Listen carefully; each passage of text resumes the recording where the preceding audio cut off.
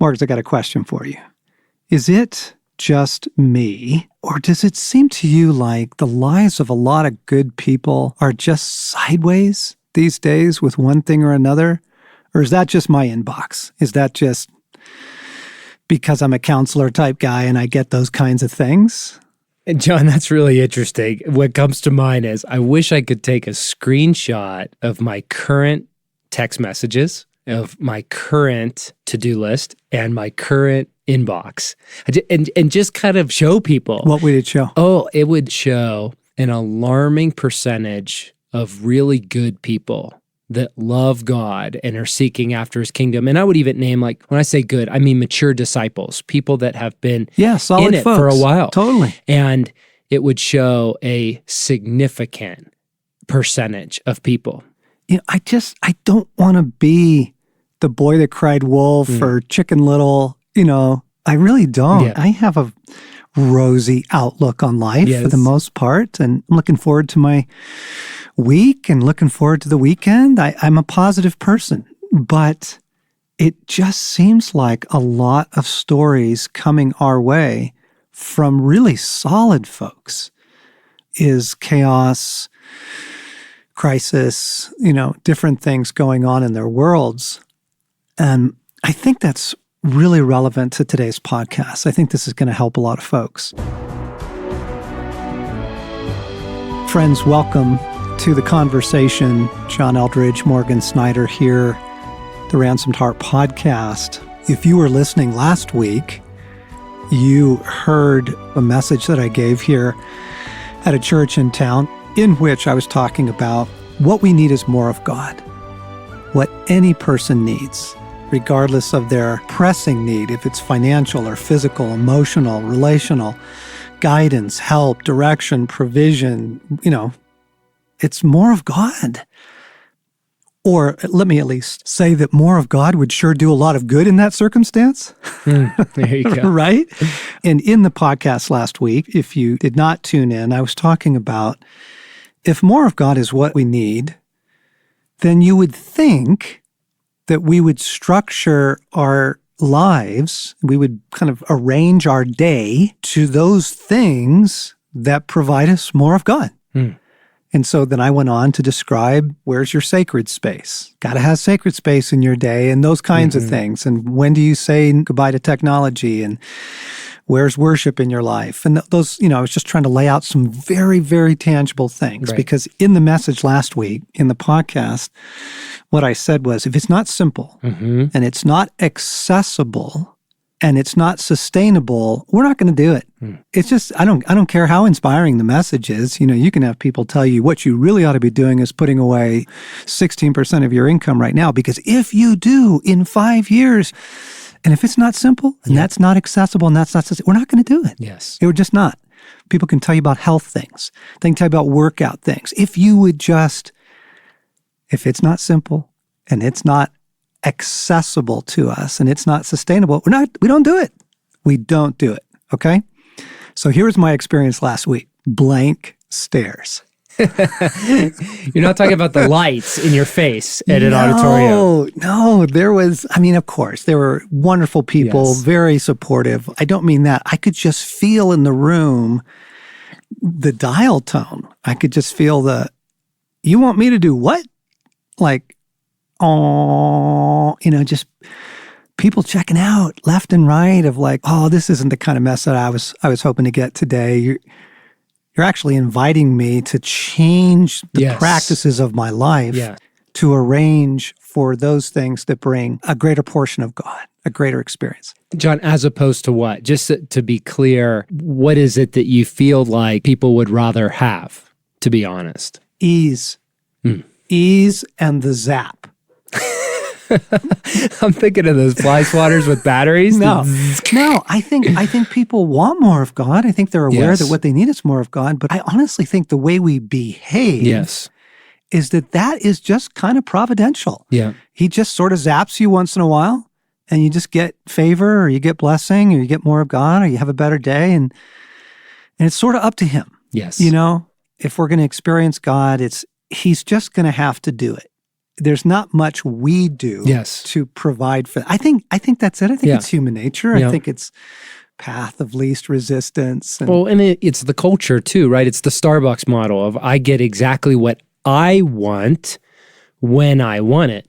And so we've been trained to expect, just order it and get it. And if you don't get it, you're disappointed. well, I think it's more than that. I think I was having a really interesting conversation with Sam about this the other day. I think what we've actually constructed in the West is a culture and a medical system and a world that can pretty much rescue you from a lot of your mistakes. Like you can live sloppy, but we've got some drugs that'll get rid of that cholesterol, right?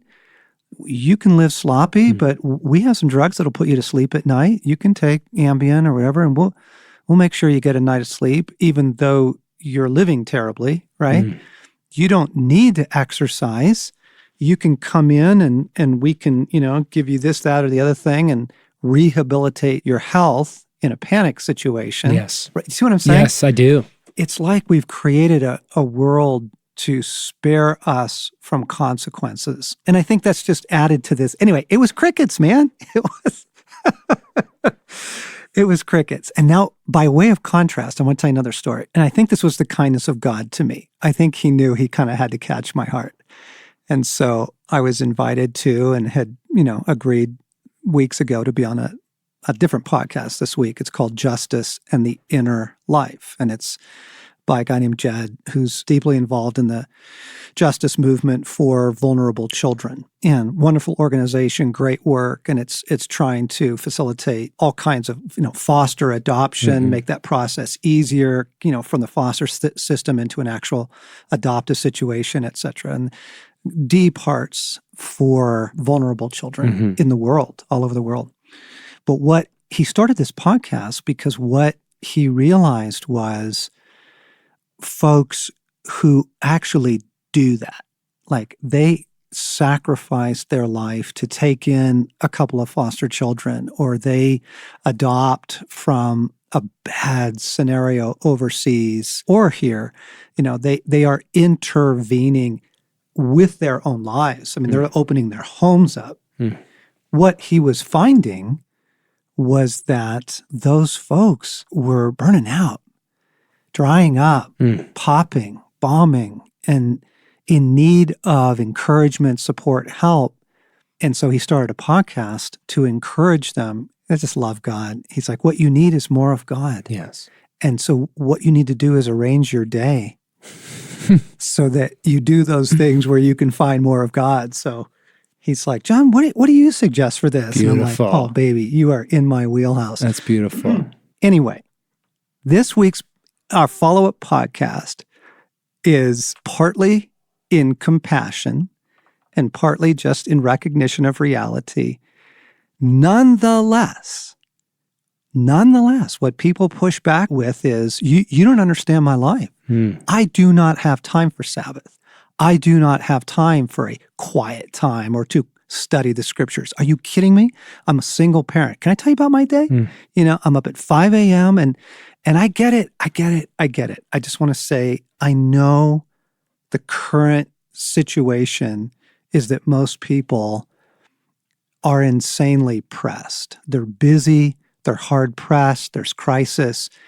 And you said something to me several months ago about micro practices, micro disciplines, things that fit into a life that other things don't fit into. And I want to talk about that because that's great. I just want to answer people and go, yes, you can. Yes. Like, it's available. Yes. And I'm not asking you to start with 40-day fasts and reading through the Old Testament and, an hour of worship every morning and evening. Like that's actually, we're not trying to set up that standard, folks. We think that there are things you can do to access more of God. Absolutely. And so welcome back, and let's chat about that. That's great. What did you mean by micro practices? That's so great, John. Well, I think first, by way of response to what you're saying, I'm just kind of watching my soul and I'm connecting a few dots where there's this correlation, and I'm just kind of putting this idea together. That inbox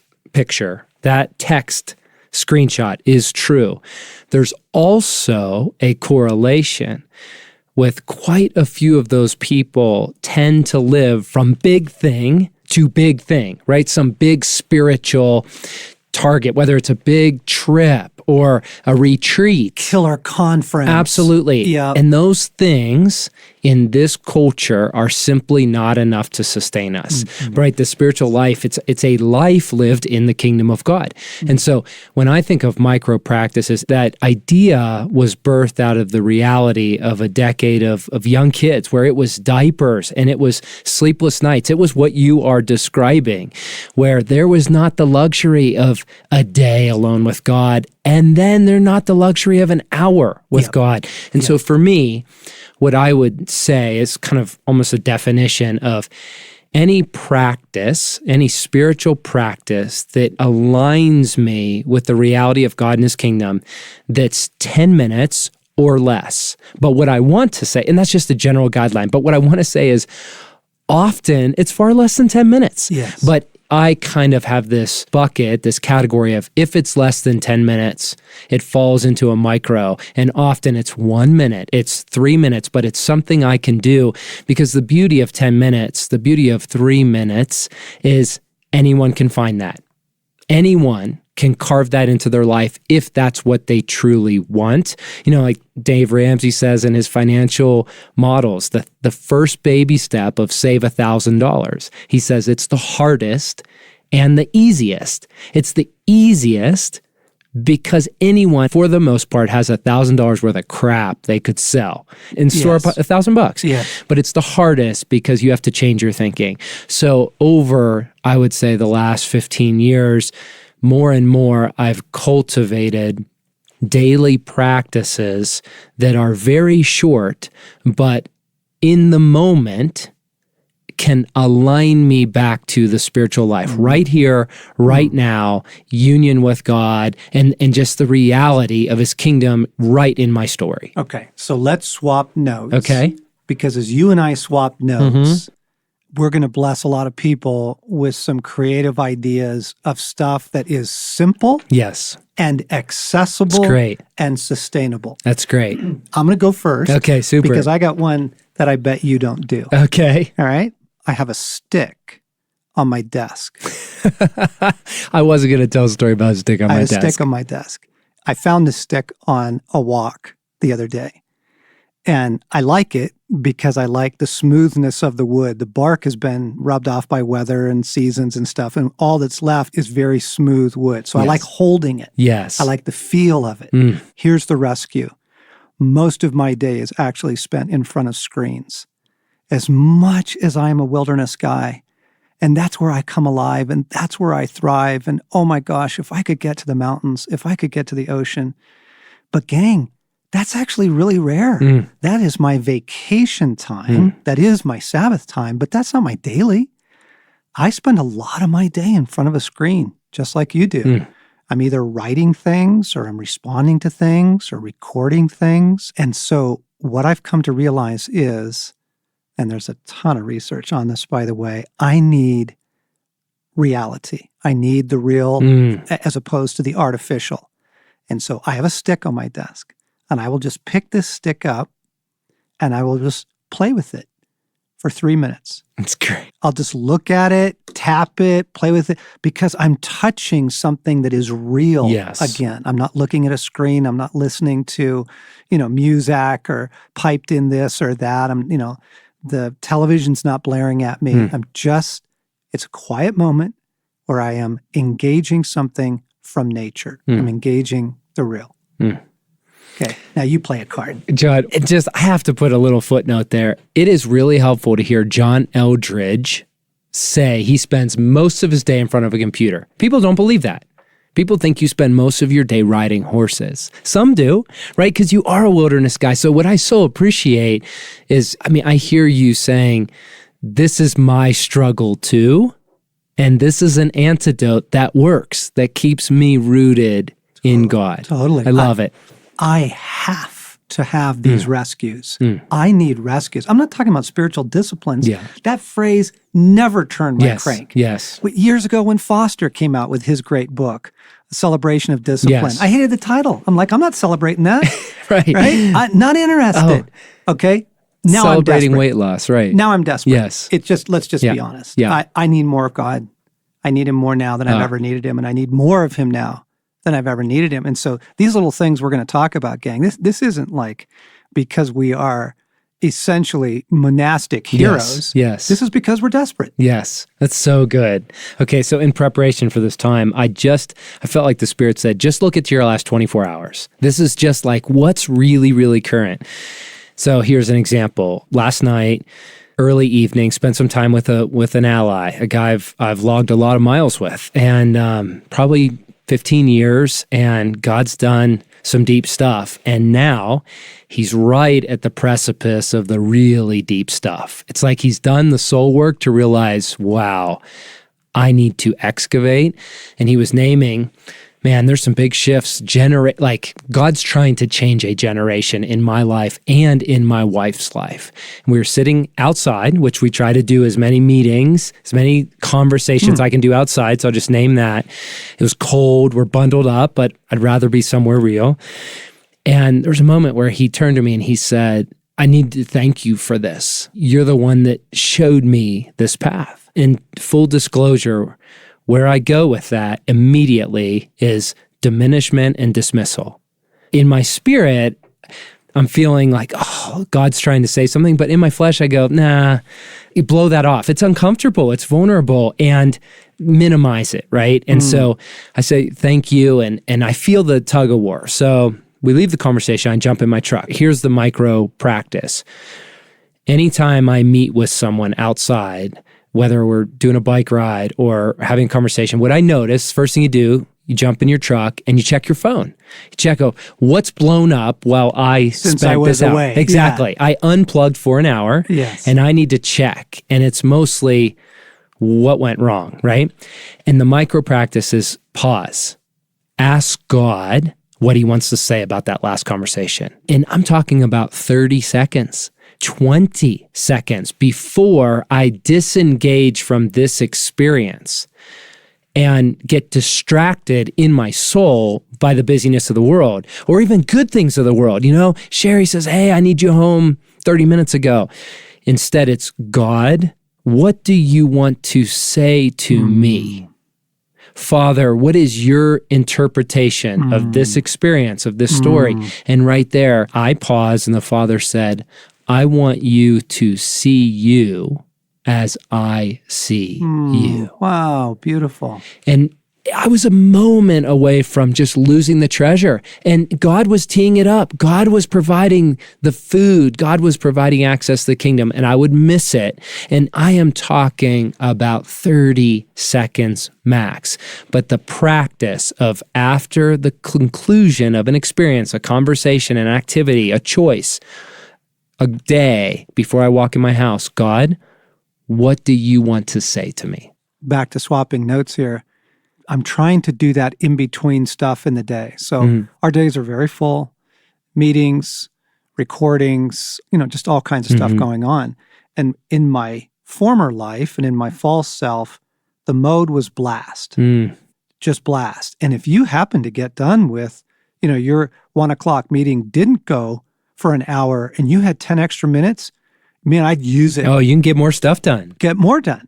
And what I'm trying to do now, I'm riffing off what you just said, is between things. Yes. Between that phone call and even turning back to my email, between my email and walking into a meeting, coming out, just the pause that separates these things. Just pause at my desk. Yes. And at the end of the day, the temptation was rush home because there's a bunch of stuff to get done there. No, pause. And I was still at work and I was still at my desk, but I wasn't doing anything. Just put my feet up on my desk, lean back in my chair, and just for a couple minutes, I just did nothing. So I like this pause thing. And John, I just want to reflect back to you. I see a significant change in you as this thing is cultivated in you. I really do, because the more you pause and the more you connect back with God, not just as a general, I am a Christian, but instead, I am in God right now. Yes. I see you make different decisions, Nice. and I see that atmosphere Yes. invade Yes. the atmosphere around you, including my life. Yes. Okay. So more micro practices Okay. from the last 24 hours. Okay, so a couple more come to mind at home. So I was thinking, got home last night and 2 practices, young kids, Abigail's 10, Joshua's 13. And Abigail started the guitar 3 weeks ago. She loves it. And she plays like a person who learned the guitar 3 weeks ago. She knows 4 chords. And I'm aware when I go home, I'm mostly fighting the frustration that I'm tired, right? I brought home less energy than I wanted to. I'm reaching for relief. And here's what I've learned. The micro practice of delight, of pausing to just delight in what is, not the regret of what wasn't or the worry about what ought to be or should be tomorrow. So I put my phone in our little electronics vault. We have a room where we just stash that stuff so it doesn't rule us when we get home.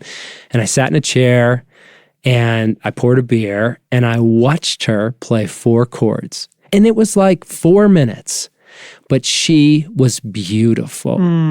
She was nourishing me. And I could just feel the Father's delight over her, the Father's delight of me delighting over her. It was 4 minutes, but there's so many things more productive. And there were things that needed to be done. Joshua needs help with science fair. Sherry needs help cooking dinner. And instead, the practice of delight. Another practice, so we shift over to dinner. And dinner, I think when everyone brings home their tiredness and just even being disconnected, dinner can easily get stolen. And it's one of the rare moments of kind of the connection of our little tribe, the first expression of our church, Sherry and myself and our 2 children. And we started this with this term celebration stories on Friday nights, where Friday night is pizza night and we tell celebration stories. And it's migrated to, we don't just need that Friday night, we need that every night.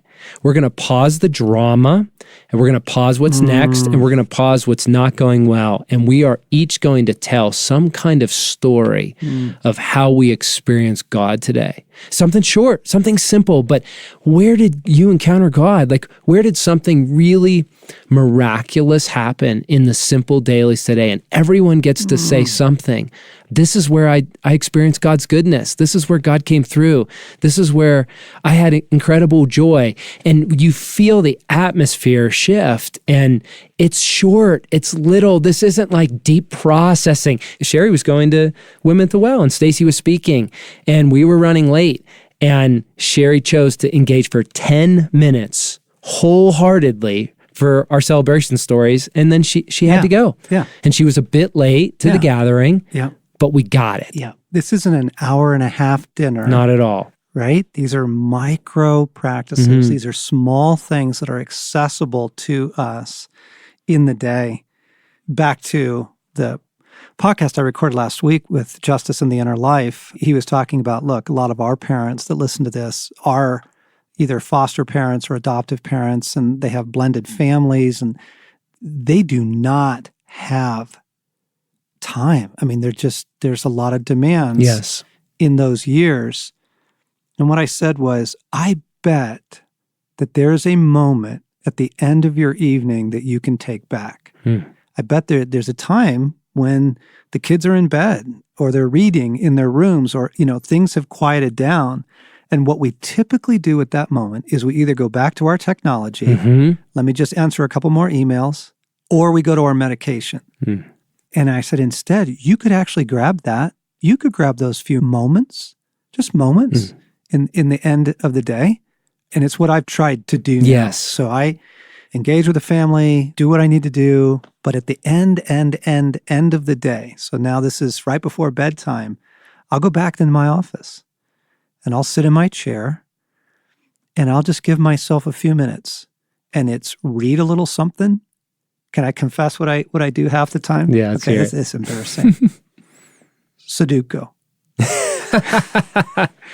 the little number puzzles. Yes. Am I saying it right? That Sudoku? is really funny. I Okay. just can't believe you're saying it. Okay, what's It's hysterical about hilarious. it, because it's so other from my day. Yes. Yes. I just sit, or I'll journal a Yes. little bit, or I'll listen to some music, and it just, the end of the day, like, I can grab those moments. Actually, they really are available. There's no meetings. There's no phone calls. Like, by the end of the day, I'm talking 9, 10 p.m., I can still get 5 minutes. Yes. I can get 10 minutes there. It's so great. And the difference of just settling down for a moment, reading a magazine, looking at something I enjoy, saying some prayers. Oh my goodness. Like, I can just feel my day kind of falling off of me. And then I go to bed in a more rested place Yes. rather than going to bed into a stress place. Okay, your turn. Oh, okay, so I'll give one it's kind of the yin and yang of that. So yes to end of days, and I will confess I'm a morning person through and through. I am at my best in the morning. I'm at my worst during the evenings.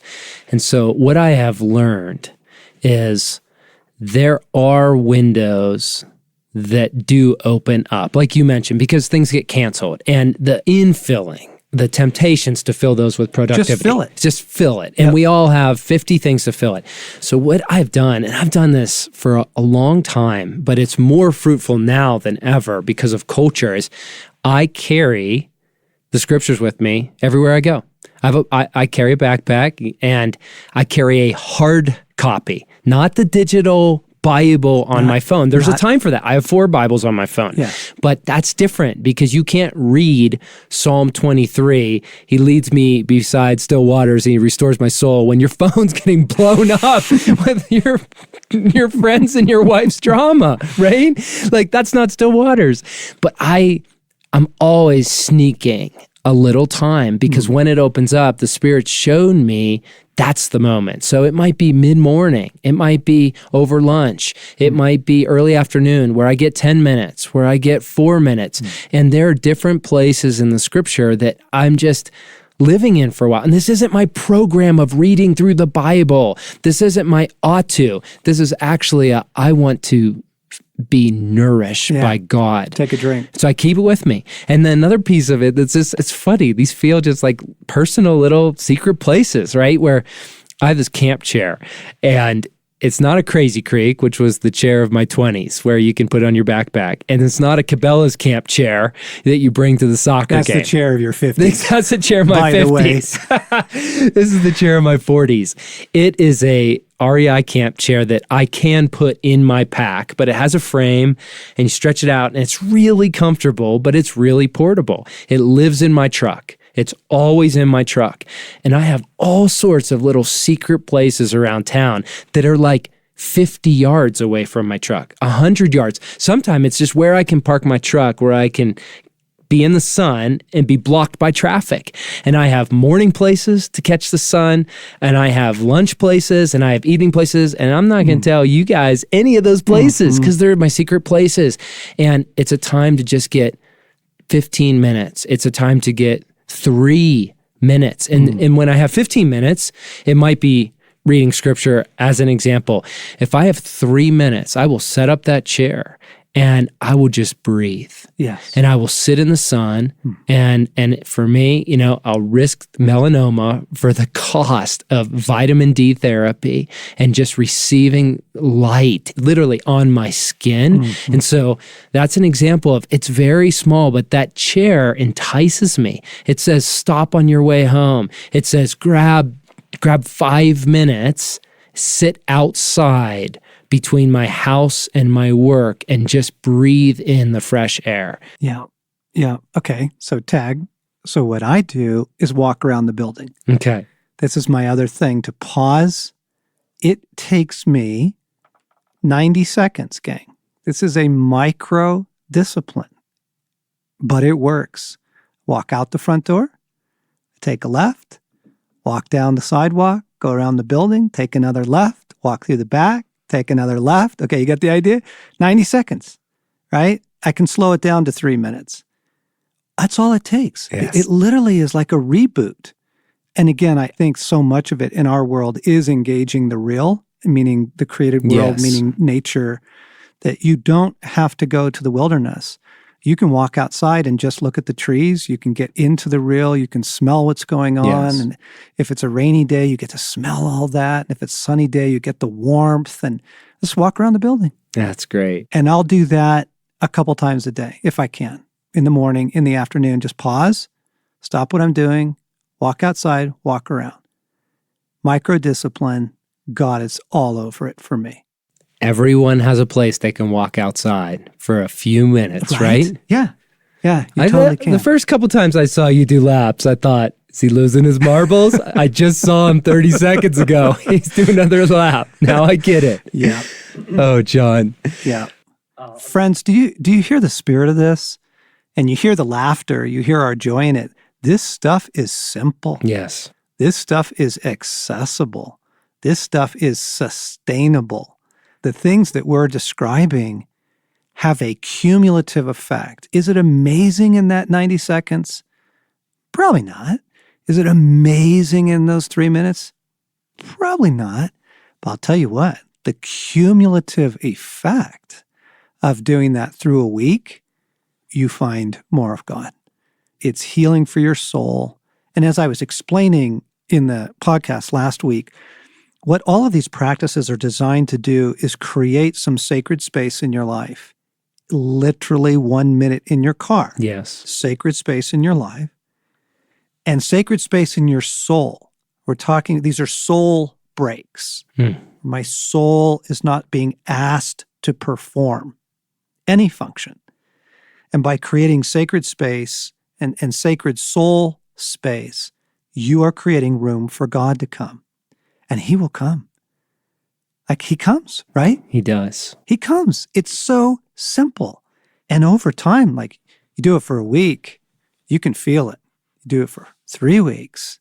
Holy cow, you start literally getting, quote, addicted to it. I mean, you want it. Right. You find life there. You find life there. And you do this over 6 months, it's literally transformative, Yes. right?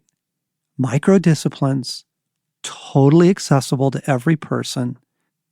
So by way of example, one last story, at least from me, we were at Joshua's first lacrosse practice about a month ago for this season. And he's new to lacrosse, and this is second year. And it was day one, and the trainer was kind of sizing up these kids with the coaches, and they finish practice with this plank. So they have about 20 kids all holding their plank. And this trainer's walking around between them with a stopwatch, just seeing how long they can hold this plank, an elbow plank.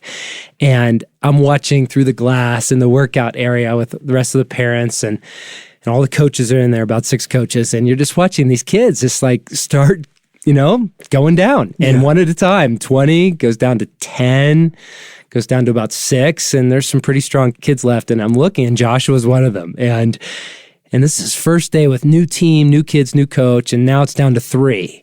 And they're at like 5 minutes. What? And then it's down to 2. And Joshua's just, head to head with this kid. And now at this point, there's 2 kids and all these trainers and coaches.